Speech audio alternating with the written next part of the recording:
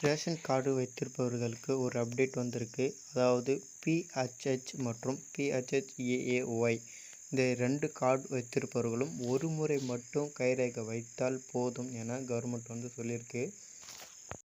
இந்த 2 கார்டு வைத்திருப்பவர்களும் இனி ஒரு முறை மட்டும் கைரேகை வைத்தால் போதும் என தமிழ்நாடு அரசு சொல்லப்பட்டிருக்கு. என்ன காரணம்? மத்திய அரசு சர்க்கரை, பாமாயிலுக்கும் ஒரு முறை கைரேகையும், அரிசி மாநில அரசு வழங்கப்படும் அரிசிக்கு ஒரு முறை கைரேகை வைப்பதாக இருந்துச்சு. அதாவது ஒரு முறை இனி கைரேகை வைத்தால் போதும் என்று சொல்லப்படுகிறது. கைரேகை வைப்பதற்கான காரணம் உரிய நபருக்கான அந்த பொருட்கள் போய் சேர்கிறது என்பதற்காக தான். இந்த கைரேகையின் பதிவு கணக்கை மத்திய அரசிடம் கொடுத்து தான் மாநில அரசு அதற்கான மானியத்தை பெறுகிறது.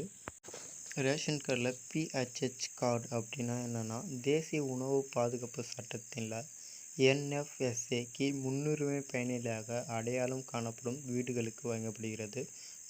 குடும்பத்தில் உள்ள ஒவ்வொரு உறுப்பினருக்கும் மாதம் 5 கிலோ வீதம் அரிசி கொடுக்கப்படுகிறது. குறிப்பிட்ட உணவு தானியங்கள் மற்றும் அவற்றின் விலைகளில் அரசாங்கத்தினால் தீர்மானிக்கப்படுகிறது.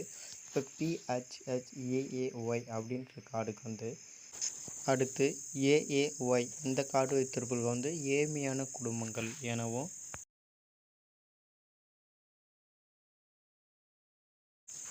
இவர்களுக்கு ஒரு குடும்பத்திற்கு மாதம் 35 கிலோ வரை அரிசியும் கொடுக்கப்பட்டிருக்கு. தமிழ்நாடு கொண்டு வரப்பட்ட இந்த அறிவிப்பின் மூலமாக மக்கள் நீண்ட நேரமாக ரேஷன் கடையில் நிற்க வேண்டிய அவசியம் இருக்காது.